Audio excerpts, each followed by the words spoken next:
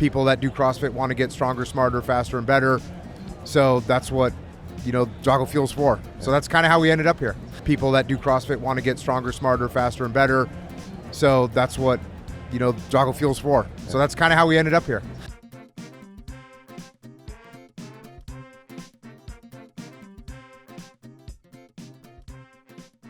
Jocko, welcome to the Jedburgh podcast. Thanks for having me on, man.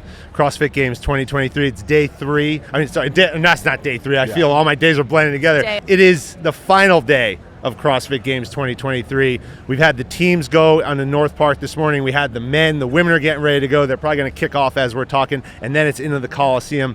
You're here for a couple more hours. Thanks so much for spending a little time with Jessie. Thanks for having me. So Jocko Fuel, you just launched it a little bit ago. It's been a big part of this event. Talk about CrossFit and talk about why that partnership's so important.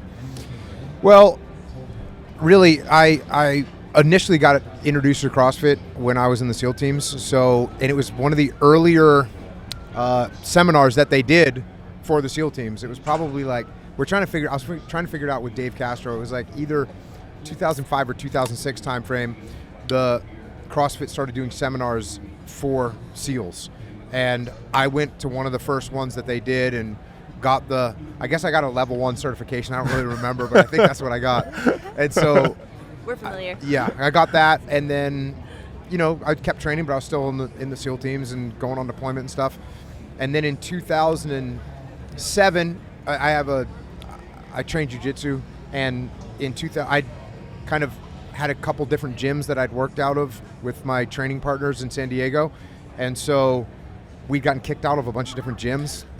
And shocking. Yeah, so 2007, we said, let's just open our own gym.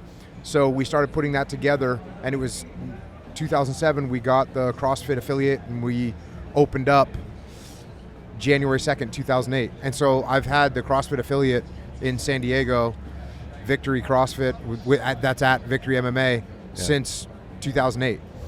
So, then a bunch of other things happened along the way, but I've always had that. I've always had that CrossFit gym inside my MMA gym.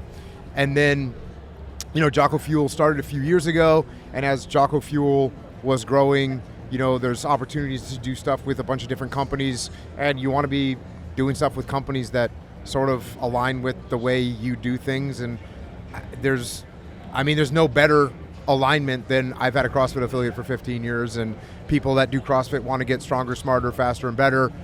So that's what, Jocko Fuel's for. So that's kind of how we ended up here. What was missing on the market as far as sports drinks that you wanted to fill? The biggest thing, so I'm sure Fran can tell you on deployment, you're going to drink energy drinks. And all day long. Yeah, you're going to drink a lot of energy drinks. And they do give you that immediate energy for a couple hours, maybe an hour and a half, and then you have this terrible crash, and not to mention the long-term negatives from a health perspective.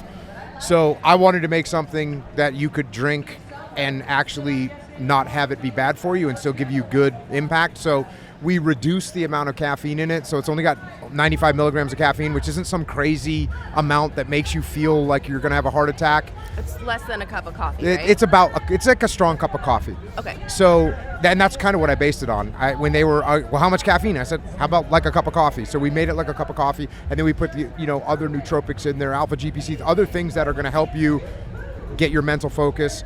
And then we sweetened it with monk fruit, which is a natural sweetener, and it tastes good. And we actually use another sweetener now as well, which is called Reb M, which is a fermented cane sugar. So they take cane sugar and they basically ferment it, and it gets it down to just like the goodness, the good taste. But it still has, no impact on your insulin level and all that. So we've got a really good taste for them all now. And, so you can drink them, and they're literally good for you. They're just literally good for you, and they still give you positive energy. So I think that's what, in my mind, wasn't in the market.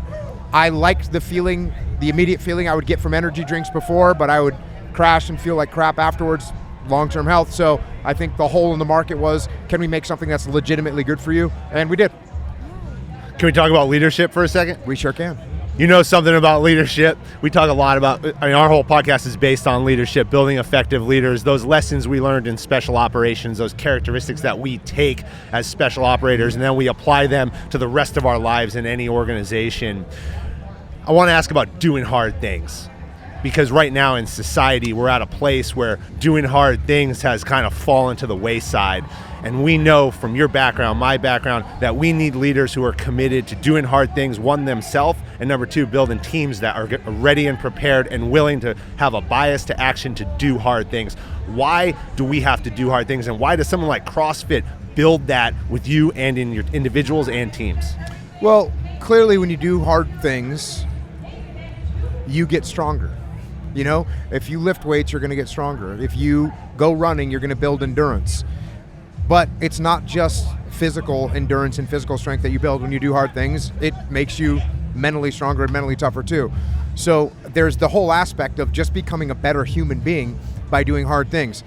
I'm not a scientist, but I can guarantee you're not going to become a better human being by playing video games and sitting on the couch. Like, it's just not going to happen. So you've got to go out there. And like I said, I'm not a scientist, but that is a true statement.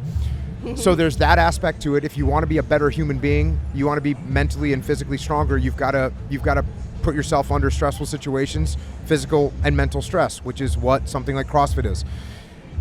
On top of that, when you want to unify a team or build a team, it's very helpful if you as a team get to do hard things together. That's kind of the whole basis of the military and the military training is, they're going to take a group of civilians that are between the ages of 18 and 30, in some cases 17 and 30, and how do you unify people from all over the country, in some cases from other countries? How do you take all these random people and get them unified? Well, you send them to boot camp and they do a bunch of hard stuff together. And every time they do something hard, they get closer and they form bonds. And then if you continue in the Army and you go from there to airborne school, well, now you're all jumping out of an airplane together. So you have a bond that's even closer. And if you go to Ranger school, you're gonna have a bond that's even closer. So they continue to make you do hard things and you become closer. That's why units that have been in combat together, they often have very strong bonds because they've done the hardest thing together. So I think there's absolute benefits to doing hard things, not only as an individual, but it helps to do it as a group as well. You know, you do CrossFit for 2 or 3 months, you might not see the numbers change on the scale, you might not feel like, but if you can show people with data, like you're actually improving, you just hit a PR, you're getting better. Gym owners were able to just basically click a button and get all the resources and tools that we were using for our gyms at a fraction of what it would cost them.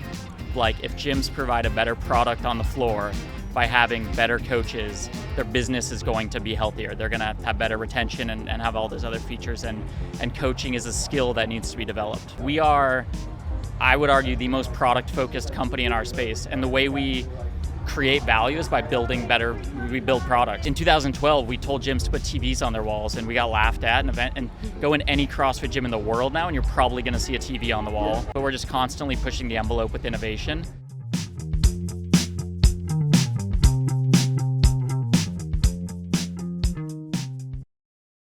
What do you look for when you're developing a team and you're assessing and selecting the individuals that you want to be around you? Because we build businesses, we built teams in the military, but we've gone on to build businesses, and you got to surround yourself with people who are going to take you from here to there, right? When you assess your team and you look around, what are you looking for in those characteristics to bring in and stand beside you? Yeah, the most important thing that we're looking for, that I look for, is I want people that are just humble. They're just humble, because someone that lacks humility, they don't listen to anybody else. They actually don't need to train or work because they already think they're there. So when you have somebody that lacks humility, it usually turns into a problem. So I think the most important characteristic for a leader or for a human being is to be humble. Anytime that you're sitting around and saying, oh, I got this, or I already know this, that's going to be a problem. Now, recently I did a podcast and I was talking about the fact that when you step into the arena, when you step into the execute phase of an operation, you got to get a little bit of cocky. You got to be a little bit like, yeah. You know what? I'm gonna crush this right now. So I think the humility is the most important thing, but then you can train people that they also get the confidence as well that they're going to need to win. Yeah, that balance of humility and confidence is Yes, indeed. fine balance. Jesse's probably one of the best displays of both of those that I've ever met. Yep. Actually. Yeah, I mean, you wouldn't have the success that you had if you thought to yourself, oh, I'm the best, I don't need to train. No. Right? Absolutely not. And at the same time, when you're getting ready to go, if you were like, oh no, I might not be good at this, that would impact you in a negative way. So, Yeah, I think good I've just balance. gotten comfortable with assuming it's going to be too hard, in which case I have to come up with the most brilliant strategy to be as efficient as possible. right on. Because I think I'm more inspired by impossible challenges. And then it's like, okay, I know I'm not strong enough to get through, but if I do this, this, and this, and this, maybe there's a chance. And then I have so much extra focus that I like hyper focus on everything, optimize everything I can do, and then succeed farther than I thought I could. That's awesome. Thanks. Good game plan. One more question about action, because you brought up action. You step into the arena, now it's time to go. Talk a lot in leadership about bias to action. And so many times what we see with leaders is they get into that point of execution, they don't have all the information, they're scared to make a decision, they're worried about the residual effects of a decision they might make. Talk about the importance of bias to action and why when we're in charge, it's so important to stand up, be in charge, make a decision, execute, and be ready to change that if the conditions change. Yeah. So, interestingly, bias for action is a statement from the Marine Corps, and I love the Marine Corps. The Marine Corps is outstanding. I work with the Marine Corps, and I love the Marine Corps. We had the Sergeant Major of the Marine Corps. There you go. Troy Black. He's going on to go to the DOD now. There you go. So bias for action. So when I teach leadership, I teach something called default aggressive, which is, it's the same thing as bias for action, but it's a little bit stronger, right? It's not, hey, bias for action means, hey, I'm going to lean towards taking action. Default aggressive is, hey, my default mode is going to be to be aggressive and make things happen. And for a while, when you say default aggressive to some companies, some businesses, they might be a little bit nervous, hold on a second, you want people to be aggressive? And so the thought is like, well, why don't you just change it to bias for action? That's clearly a proven military principle. Why don't you just change it back to that, or change it to that, because it's a little bit softer and it still has a very powerful meaning. The reason that I actually say, well, bias for action has an awesome place, and I am 100% in support of bias for action. But there's a time when a bias for action isn't strong enough. When things are chaotic, when there's mayhem going on. I used to see this with young SEAL leaders when they were going through my training program, where they'd be taking action, but then when things got really bad during a training operation, they would freeze up. They would not want to address the problem. They would want to avoid the problem. So default aggressive was like, hey, listen, you've got to make your default mode aggressive, that you're going to go take action and solve these problems. It can't be just a bias. It's got to be a default mode. This doesn't mean you run like an idiot into the gunfire. It doesn't mean that. It doesn't mean you take action without thought. But you have to really get people to say, oh, at the moment of truth, I am going to make something happen. I'm going to do something. And so, yes, having a bias for action, having a default aggressive mindset is, without that, most people will freeze up, or many people will freeze up. So you have to have that bias for action. You have to have that default aggressive mindset. And of course, all this being said, as you pointed out earlier, there's a balance. And if you have people that are overly aggressive or they take action without thought, it's going to be a problem. So there's going to be a balance to everything that you do. I think a lot of people probably don't like the word aggressive because they associate it with like anger and violence.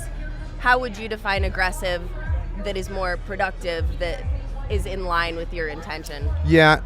So if you think about, I'm going to be aggressive towards solving problems, I'm going to be aggressive towards interacting in a positive way, but I'm going to aggressively do things. I've gotten asked that questions from a safety perspective. Mm-hmm. Like at working with a construction company, they'll say, well, if we're being aggressive, how does that keep us safe?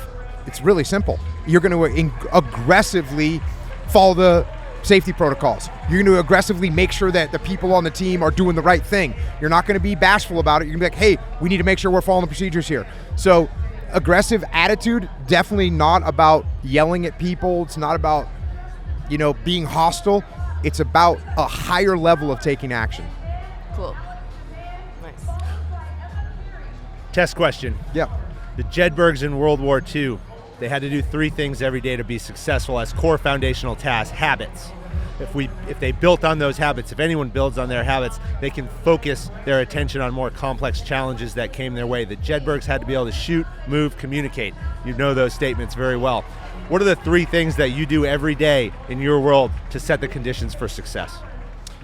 Well, I think first of all, you got to know what you're going to do, right? So before you go to bed at night, if you figure out what it is you have to do tomorrow, that to me is like 3/4 of the battle. Because if you don't know what you're going to do tomorrow, what are you going to do when you wake up? I have no idea what you're going to do when you wake up. Yeah. If you know what you're going to do tomorrow, you know what you're going to do when you wake up. So number 1, know what you're going to do tomorrow. Write that stuff down so that you know what it is you need to knock out. And then aggressively go and do those things. To me, what's that? That might be 2 things. Know what you're going to do and then go do it. I only need 2 things to make this happen, Fran.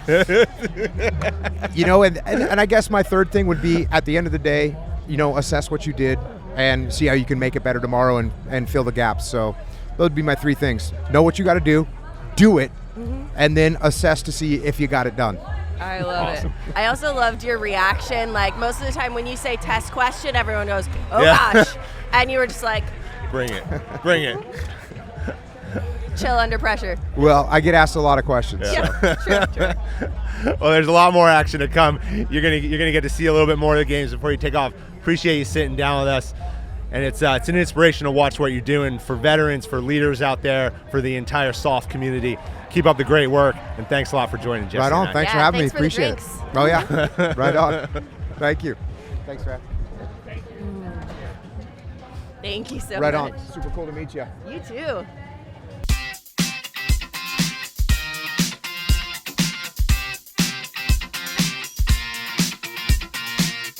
American Jedburghs went out to form the foundation of the United States Special Forces and the Special Activities Directorate of the Central Intelligence Agency. Thanks for listening to the Jedburgh Podcast. I'm your creator and host, Fran Racioppi.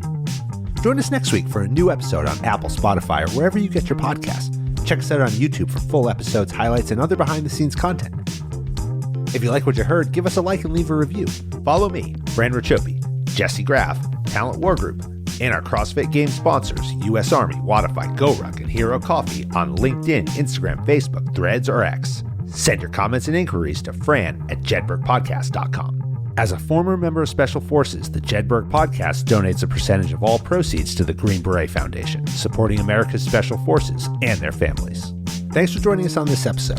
How you prepare today determines success tomorrow.